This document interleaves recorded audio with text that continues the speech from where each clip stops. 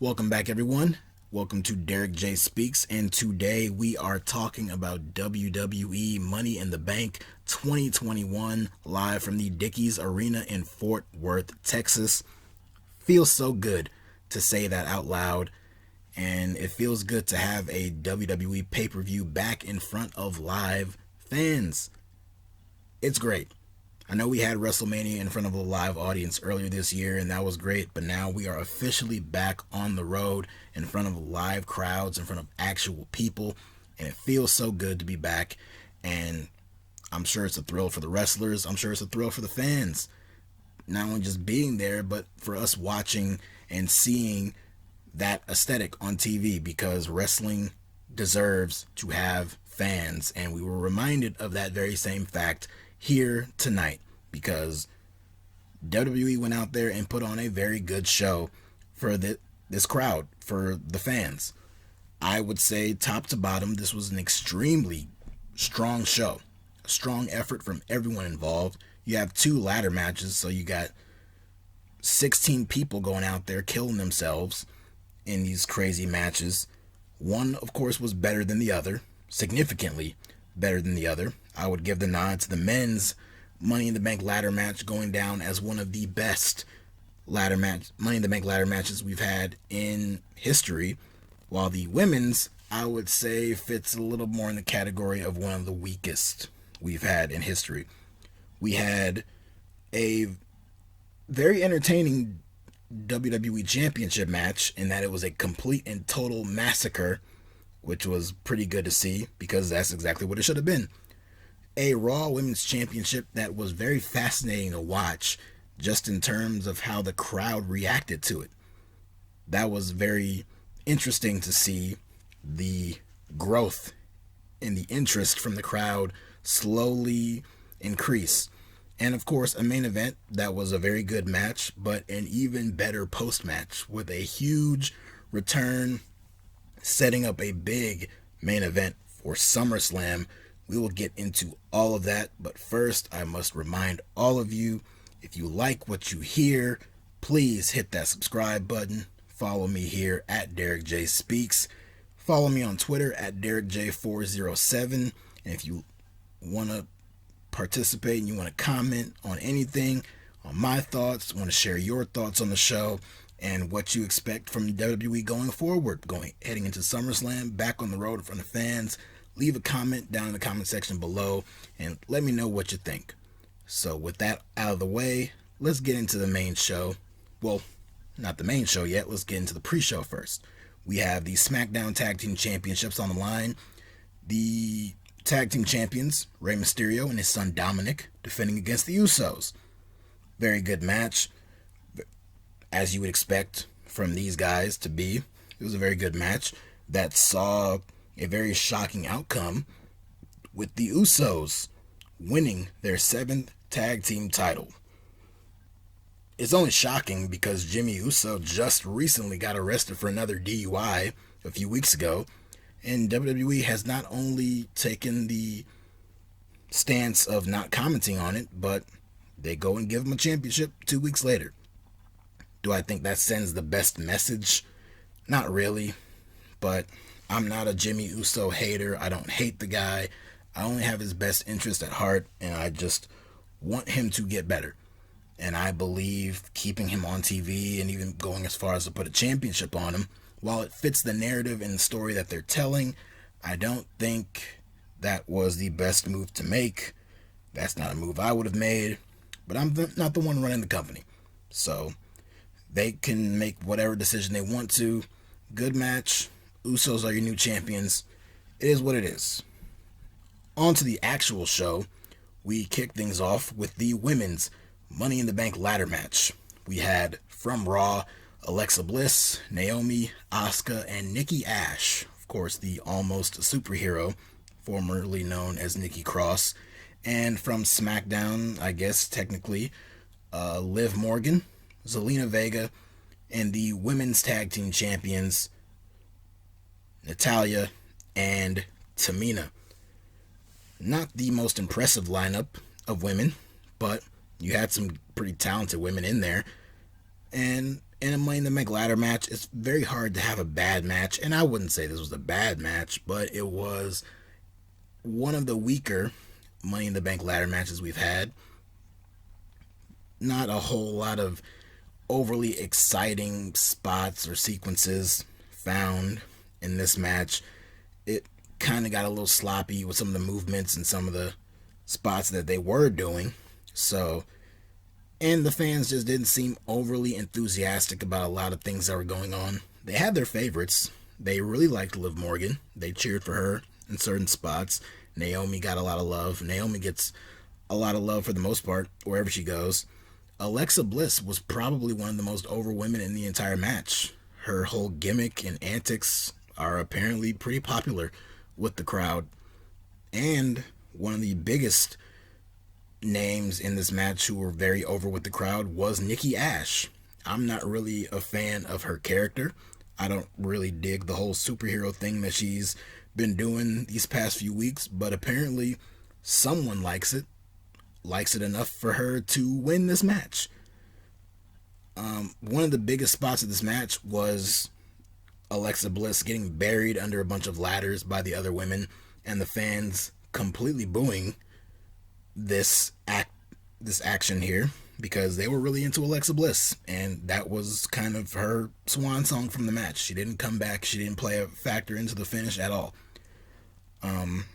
Nikki Ash had a big spot. She climbed a very tall ladder that was set up outside, and she dove off of it onto the women who were in the ring and cleared all of them out. But the big finish came where all the women were on ladders, each reaching for the briefcase, each brawling with each other, and it was Nikki Ash who kind of snuck up from behind and got the victory. I did not see that coming. Out of all the women in this match, she was one of the ones who I looked at as having next to no chance of winning, and she won. So she has some big fans of hers in the booking team, and I guess they see a big baby face in her, and the fans popped. The fans popped huge. I think they just really like Nikki Cross in general, so they supported the finish here, and I'm a little so-so about it. I don't know really what to expect. I don't look at her and I don't see her fitting into any of the championship scenes that we have right now, not on Raw or SmackDown at any point in the foreseeable future. I saw some people on Twitter predicting that she'll be the first woman to cash in and fail. I don't want to see that happen, only because I don't like seeing the briefcase wasted like that. We already had the men's briefcase wasted last year. I don't want to see it again this year. So we'll see. We'll see what they do with her. Up next was the Raw Tag Team title match. The Viking Raiders challenging the champions AJ Styles and Omas. Of course, the fans love themselves some AJ Styles. Big pop for AJ when his music hit and he came out. AJ's just super over with the crowd. The fans love him. And by association, they love Omas. The Viking Raiders are no slouches either. They came in this match and had a lot of impressive feats of strength, a lot of impressive maneuvers. Of course, AJ is AJ, so you know he brought it. Dude's 44 years old and still, even in a tag team match, lower on the card, still delivers more than the mailman. And Omas, they picked their spots with him, and he was a major force when he needed to be in this match, including the finish, which saw him hitting a double-handed chokeslam on Eric to pick up the win and give him and AJ Styles a retention of their tag team titles. So, a fairly good match. You know, just a basic tag team championship match, and the right team won. Next for these guys, it should be them going into SummerSlam defending against Riddle and Randy Orton. I am not ready to see Randy and Riddle split up yet. We need to see the two of them team up and win those tag team titles first before we get the breakup. So, hopefully that's the direction they go in. Up next was a match that I was really looking forward to, and I did not expect myself to look forward to as much as I was, and that's Bobby Lashley defending the WWE Championship against Kofi Kingston. The story heading into this match was very simple, yet very entertaining to watch. Bobby Lashley going soft, getting distracted, not focused. It cost him a victory over Xavier Woods on Raw the previous week, and it led to Bobby Lashley cutting what was the best promo of his WWE career, where he basically told MVP, this shit needs to stop and it's time to get serious and it's time to get back to business. And boy, did he. This was a complete and total squash match. Kofi had the fans firmly in his corner. Bobby Lashley got a mostly mixed reaction, but it was mainly boos. It was complete boos by the time this match was over. Kofi, unless I missed something, he got in zero amounts of offense. It was a complete one-sided ass whooping from bell to bell. I call him Brock. Bobby Lashley locked Kofi in the Hurt Lock and just let him go. I don't know if they're trying to play up the fact that Kofi slipped out, but that's not what it looked like. It looked like Lashley just let go and punished him some more. He hit a bunch of dominators on him, and these fickle fans in Fort Worth who were just chanting Kofi's name a few moments ago ended up chanting one more time as Lashley repeatedly hit Kofi with dominators. And I think it ended at like 3 or 4. But in the end, Lashley locked in the Hurt Lock one more time. Kofi's body went limp, which made for a pretty cool visual of this big monster behemoth of a man locking in Kofi and Kofi's body going limp as he's passing out to this submission hold. And Lashley retains. This match went down exactly the way it needed to be, making Bobby Lashley look like an unbeatable, unstoppable, unhinged monster. That should have been the outcome. That should be the outcome of most Bobby Lashley matches, and that's exactly what we got here. And I thought it was pretty cool. This wasn't Brock Lesnar, John Cena from SummerSlam in 2014. That was a whole different level of entertaining for me, but I thought this was exactly what it needed to be. It was done to perfection. Kofi Kingston is a big babyface that the people love. They love Kofi. And you want to make Bobby Lashley look like this monster beast who the people should hate and fear. And I think that came across in this match. So, Kofi was the right guy for this spot. And Lashley looked like $1 million. What's next for him? I know what I want to be next for him, and that's Brock Lesnar. But I know what is most likely going to be next for him, and that's Bill Goldberg. I do not want it to be Bill Goldberg, because Bill Goldberg coming back to challenge for a championship that he already failed to win earlier this year at the Royal Rumble against a guy who Bobby Lashley has already beaten multiple times since then makes absolutely no sense. But this is WWE, and fans or no fans, sense is not to be found anywhere in these booking decisions. For the most part. Sometimes they sneak in, but for the most part, they're not there. They're non-existent. So I have no interest in seeing Lashley and Goldberg. If that's what happens, it is what it is. I know I would prefer Lashley versus Lesnar. Go dig him out of that butcher shop that he's working in right now. Bring him back on TV and do this match that fans have been wanting to see ever since Lashley first came back to the company in 2018. A match that you have had opportunities to do in the past, and you have not done them every step of the way. And right now, Lashley, at the most dominant we have seen him ever in this company, going up against Brock Lesnar, makes all the sense in the world to me. But apparently Bill Goldberg, either that's a match that they really want to see, or they just can't get Brock Lesnar, and Bill Goldberg is the next best choice. Is he? No, but it is what it is. Up next, the Raw Women's Championship was on the line. Rhea Ripley defending against Charlotte Flair. Heading into this match, the feud, the build-up has been lackluster, to say the least, for no other obvious reason other than just the fact that I don't know who the hell we're supposed to cheer for and boo. Both women have been presented equally as unlikable and kind of bitchy at times, and I know that sometimes you can have baby faces teeter that line of being, cheating and all that kind of stuff. Eddie Guerrero was a great babyface, and his whole mantra was lying, cheating, and stealing. So it can work. But for Rhea, it just has not really worked all that well. And of course, Charlotte Charlotte's not really all that great of a babyface. She is born to be the bitch, queen, heel character that she is. But when they're both acting very heelish, you can barely get invested. And I believe that played a role in the crowd reaction early on in this match. Because early on, the fans were more concerned with Becky Lynch.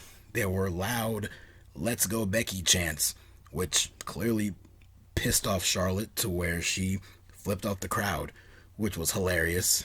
The Peacock feed cut out momentarily as she was doing it. I wonder if that played a part in the Peacock app and feed shutting down and botching up and looking spotty and blocky and all that jump cutty whatever later on after this match was over. But the fans just weren't into it. They weren't into Charlotte. Well, they were into Charlotte. They just didn't like her. They didn't really cheer for Rhea all that much. So it was a lot of apathy towards both women. But to their credit, they won the crowd back over. They got the crowd invested in their match. The in-ring work was solid. They were doing great together. They have great chemistry. We've seen that in their previous encounters. But for me, the main story to pay attention to was the crowd investment. The crowd going from chanting for a woman who has not been an active competitor for over a year, cheering for her, to it getting to a point where we see Charlotte Flair hit a natural selection off the top rope and getting a very close near fall over Rhea Ripley, and the fans chanting, "This is awesome." I thought that was pretty cool to see. By that point, the fans were really into it, and they were really into it all the way to the end. So the finishing sequence came where Charlotte bounced Rhea's head off the steel post, locked Rhea's injured leg in the slit between the steel steps and the steel post, started to kick at it and bang it, got her back in the ring, locks Rhea in the figure 8. Rhea has no choice but to tap out and give Charlotte her, 11th, 12th Women's Championship. I don't even know. I don't know what titles they count towards this reign. Do they count the Divas title? Do they count both of her NXT Women's title? I don't know. I believe canonically, I think this is her 11th, maybe 12th. I don't know. It's just that much closer to 16. I know she's not at 16 yet, but I know this puts her that much closer to it. This is also the first time she's won the Raw Women's title since 2016, which sounds bizarre, but she has been mainly on SmackDown in recent years, winning that championship multiple times, so I guess it makes sense. But yeah, I was very captivated by the crowd investment in this match. That was what really got my attention. As for Charlotte winning, I don't expect her to hold it for very long, which is not really all that great, but I expect her to either drop it right back to Rhea Ripley at SummerSlam next month, or the more likely option, dropping it to Becky Lynch. Whether that's doing Charlotte versus Becky one-on-one or making it a triple threat where Rhea is involved, I fully expect Becky Lynch to return either tomorrow night on Raw or at some point within the next few weeks to challenge for the championship that she never lost, heading into SummerSlam, heading into that stadium show in Las Vegas, and regaining the Raw Women's Championship. Because Raw desperately needs Becky Lynch. This company desperately needs a Becky Lynch for their women's division. Up next, like I was mentioning before, the pay-per-view started to crap out on me right as the next match was starting, which was the men's Money in the Bank ladder match. Competitors such as Drew McIntyre, John Morrison, Ricochet, Riddle, Big E, Kevin Owens, Shinsuke Nakamura, and Seth Rollins. I couldn't see any of their entrances, so I couldn't hear any of the crowd reactions for any of their entrances because the feed was crapping out.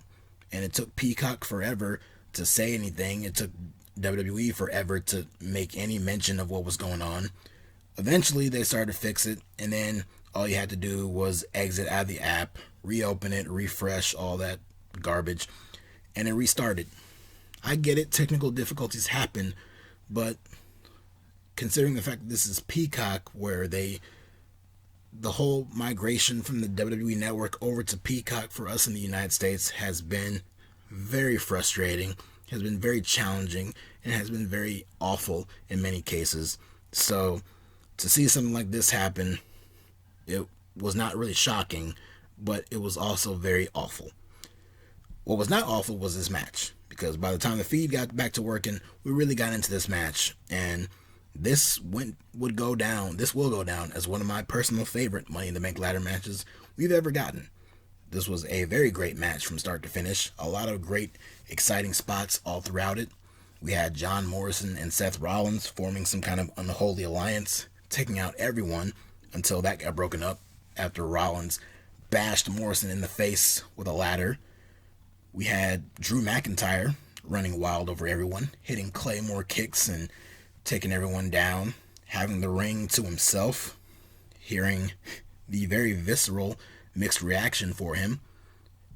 Drew was not the most popular guy in this match, clearly, and there were very audible boos when he was climbing the ladder going for that briefcase, but luckily he did not win it. Out came Shanky and Veer in due cheer for the two guys who have been accompanying Jinder Mahal recently, who has entered into a little feud with Drew McIntyre on Raw in recent weeks.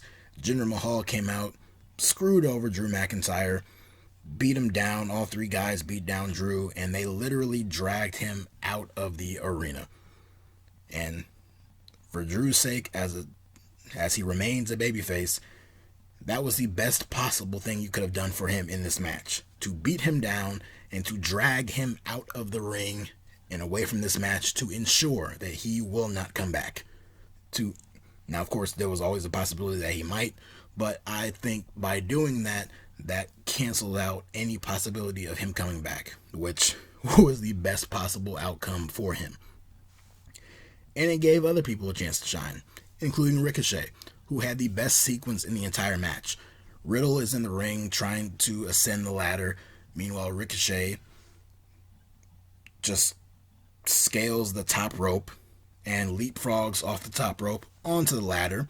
He starts going back and forth with Riddle. Riddle gets knocked off the ladder. He tips the ladder over with Ricochet still on it. And as the ladder is tipping over, Ricochet is falling, but he catches himself on the top rope and springboards off the top rope and dives off onto a pile of guys down below on the floor and takes them all out. Got a huge pop from the crowd and got a huge pop from me. I thought that was a really cool sequence, and it just reminded you that Ricochet, he's pretty good. We had Riddle hitting a bunch of RKOs on people, laying them out. He ended up getting curb stomped by Seth Rollins. Rollins himself ended up getting, I believe, a GTS from Shinsuke Nakamura. Nakamura then scales the ladder, going after the briefcase, when John Morrison comes in and sprays him in the eyes with whatever mist stuff is in his drip stick or whatever. So Morrison, he tries to go after the ladder, or tries to go after the briefcase on the ladder. Then he gets taken down. He gets hit with a stunner by Kevin Owens. Kevin Owens goes stunner crazy, hitting a bunch of people with stunners. Then he gets stopped by Seth Rollins, who ends up powerbombing Kevin Owens out of the ring onto a ladder bridge that was connected from the ring apron to the announce table. So, bye-bye Kevin Owens. Rollins is all by himself, scaling the ladder when Big E comes in and gets a hold of Seth Rollins, hits the big ending off the ladder, crashing to the mat. Big E scales the ladder, climbs up, and retrieves the briefcase, and Big E is the 2021 Men's Money in the Bank ladder match winner. A very, very satisfying finish to this match, if I do say so myself. I personally predicted Big E would win. I was hoping for a Big E win. There were many options in this match as to who could have won, but Big E was the one who I was looking at the most, and I was very satisfied with him winning. And now he has two very viable options as to who he can cash in on. He has Roman Reigns on SmackDown. That seems to be a match that a lot of people are intrigued by. and Bobby Lashley, which is also another intriguing match and has a story built into it because of what Bobby Lashley did on this show earlier in the night against Kofi Kingston. Now, would that be something that you would want to do for SummerSlam? Big E coming out on Raw to challenge Bobby Lashley and say, I'm cashing in up front, and then doing Big E versus Bobby Lashley at SummerSlam? That could work. I don't know if I'm ready for Lashley to lose his championship, and I don't know if I'm ready to see Big E right now win the WWE Championship, but that is something you can do down the line, just as much as you can build up to Big E versus Roman Reigns down the line. So you got two good options there. And I say that because I see Big E holding onto that briefcase for a long period of time, and I see both Lashley and Reigns holding onto their respective championships for a very long time. So it works out. But it's just good for Big E. Very happy for him. Big fan of his. Clearly Fort Worth were big fans of his as well. So great finish. After the match, they cut backstage. Seth Rollins cutting a very angry interview, talking about how he should have won, but he shouldn't have even been in that ladder match. He should have been in the championship match. He made it very clear that he was going after the winner of the next match, which was the main event. Edge challenging the tribal chief, Roman Reigns, for the Universal Championship. The match, the one-on-one match that we were supposed to get at WrestleMania, that formed and morphed into a triple threat involving Daniel Bryan. But this was the match that I was looking forward to. This was the match that they seemingly built up, and this was the one that I was looking forward to seeing at WrestleMania. But we got it here, and I thought it was a good match. A little slow in the beginning, which I think was intentional. You know, not very flashy or balls to the wall crazy. It was building up. It was building up to a crescendo towards the end of the match, and I thought they did a pretty good job. Roman dominated for majority of the beginning of the match before Edge started to make a comeback. Things really picked up when both men were on the outside. Roman was going for a spear to Edge through the barricade, but Edge ended up sidestepping Roman. So Roman crashed through the barricade. The referee is in the ring. He goes for the count. Edge gets in the ring and tells the referee to stop counting. And I guess the referee just listened to him because Edge has that authority, apparently. So Edge gets back on the outside. He spears Roman Reigns through another side of the barricade. He gets him back in the ring, goes for the cover, only good for a 2 count. Roman eventually gets back up. He ends up hitting a Superman punch on Edge, and Edge goes down, but in going down, he also took out the referee's leg, and apparently that made the referee incapable of seeing or hearing anything, and maybe he even had a concussion. He was holding his head at one point. I don't know. But the referee was incapacitated, and he had no autonomy for the remainder of the match. So we see Roman go to the outside, get a steel chair, and break off the piece of it that Edge has used on Roman and his cousins in recent weeks, all the way back to WrestleMania with the face lock thing, jamming it in their mouths. Roman tried to do that maneuver on Edge, but Edge fought his way out of it. He got the piece, and he started yanking on Roman with it. So Roman is in agony. I think he was tapping at that point. Out comes the Usos, who try to interfere and attack Edge, but they get pulled out by Rey Mysterio and Dominic. So all 4 of these guys fight up the ramp, go to the back.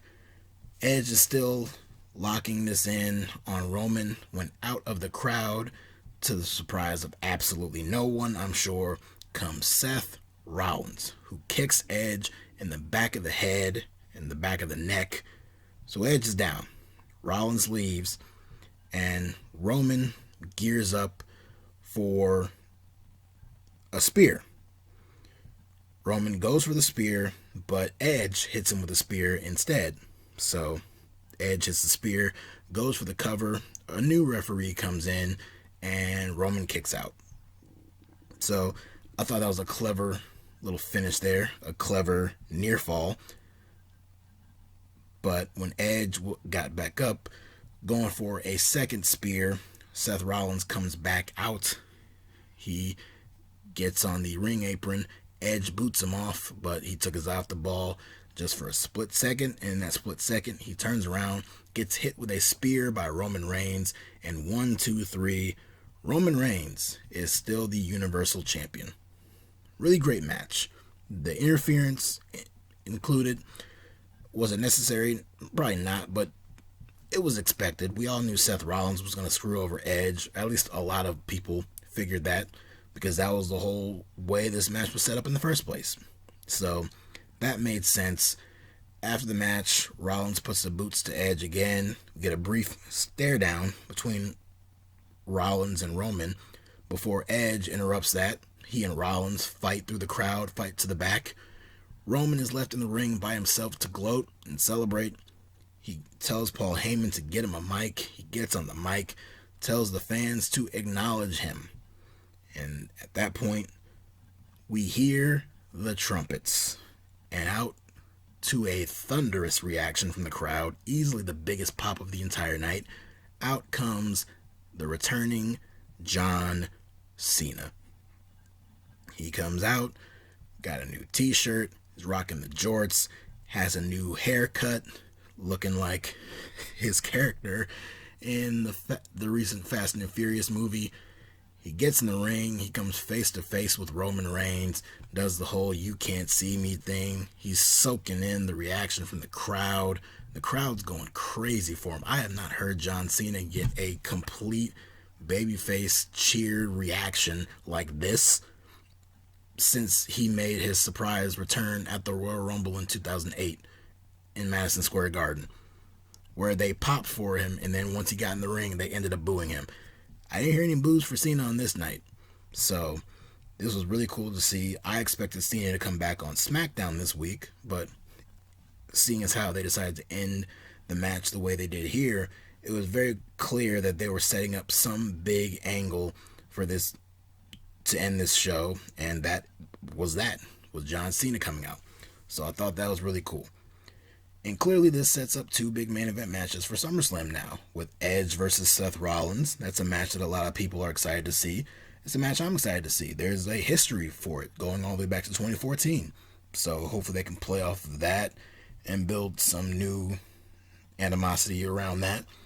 And John Cena going for his 17th World Championship against the Tribal Chief himself, Roman Reigns.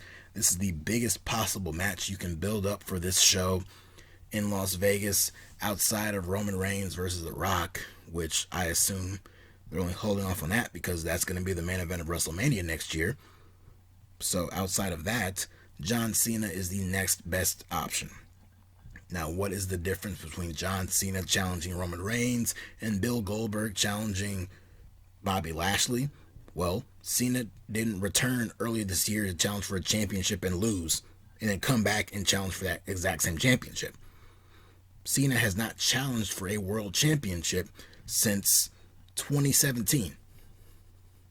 Bill Goldberg has won 2 championships in the last year and has repeatedly been inserted in championship matches he has no business being in. So there's the difference. I'm excited about this. We've only seen John Cena versus Roman Reigns once up to this point, and I'm excited to see it again. It was a much different Roman Reigns the first time around they had a match and had dueling promos against each other.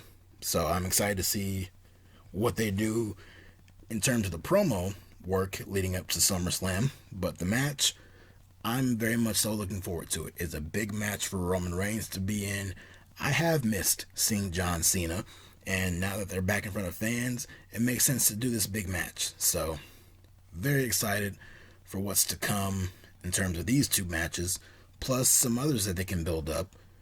I know Drew McIntyre and Jinder Mahal seems like a big match that's been built up now. I'm not exactly excited for it, but it is what it is.